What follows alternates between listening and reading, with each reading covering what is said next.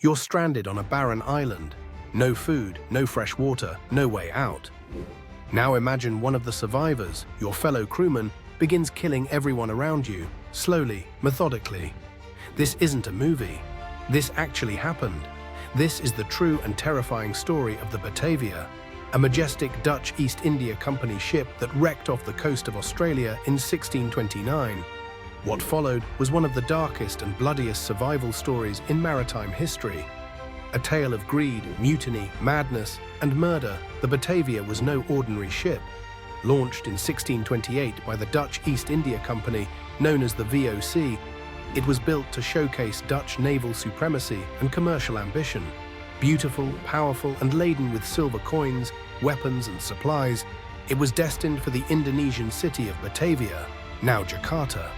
Her mission: bring soldiers, settlers, and wealth to the company's Asian colonies and return with spices worth a fortune.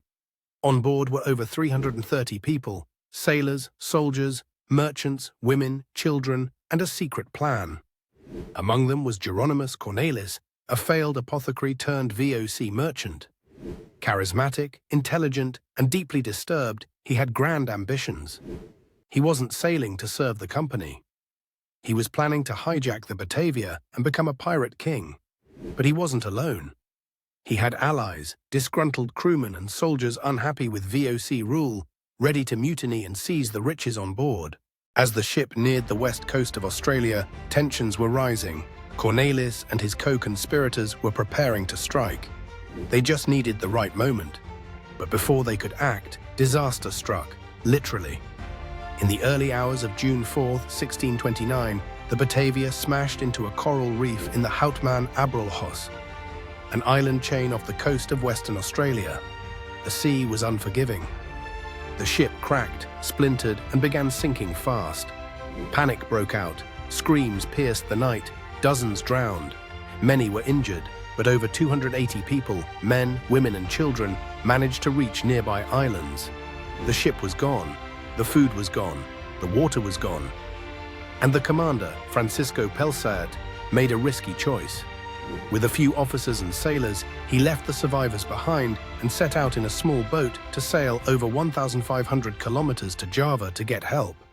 It would take weeks, possibly months, before he could return. In Pelsaert's absence, the remaining survivors looked for leadership. That's when Cornelius stepped forward. He claimed to be in charge, offering order in a time of chaos.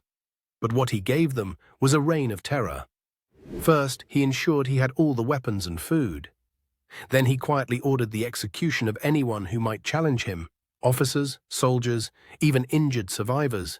He isolated dissenters, sending groups to nearby islands under the pretense of finding water. But these weren't rescue missions. They were exile and death sentences. Cornelius created a death squad, men who would do anything for food, power, and the promise of survival. They began murdering at will. People were stabbed in their sleep, children drowned, women were raped and mutilated, even babies weren't spared. Over the course of weeks, more than 110 people were slaughtered, and no one knew if help would ever come. But not all hope was lost. On one of the smaller islands, a group of soldiers led by Wiebbe Hayes, a humble yet brave man, defied Cornelius. Sent there to search for water, they instead found drinkable groundwater and began organizing. Using coral stones, wood, and scrap metal, they built makeshift weapons and defensive walls. They knew Cornelius would come for them, and he did. What followed were a series of small battles, ambushes, counterattacks, hand-to-hand combat on coral shores. Despite being outnumbered and under-equipped, Hayes and his men stood firm. They weren't just fighting for survival. They were fighting for justice. Weeks later, just as Cornelius planned his final assault, a sail appeared on the horizon. Commander Pelsaert had returned.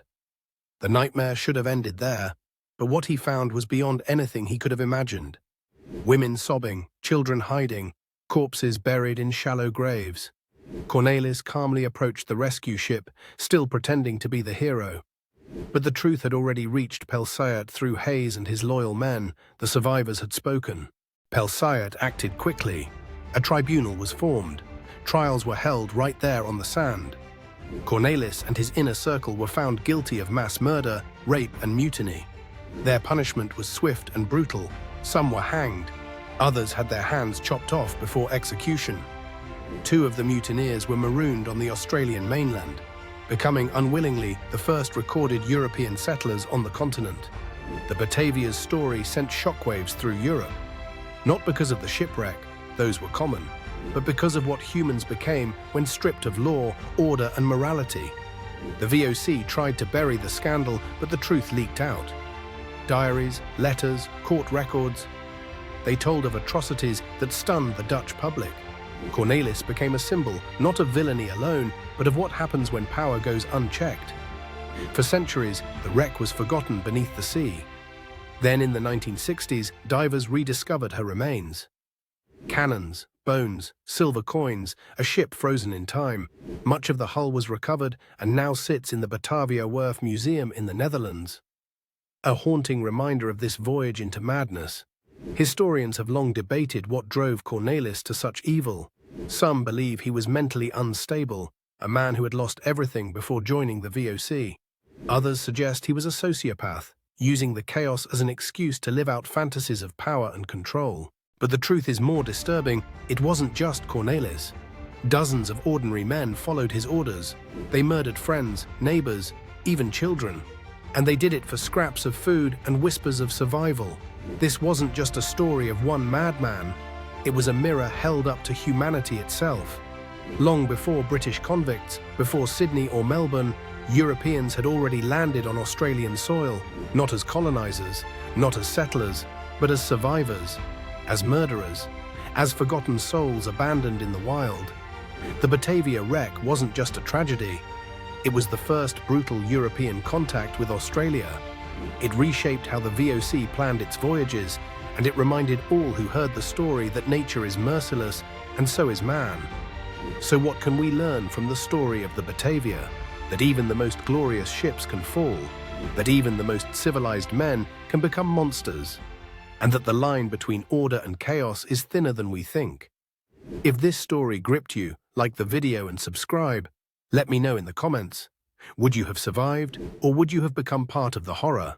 And if you want more forgotten stories from Dutch and world history, hit that bell. There's much more beneath the surface.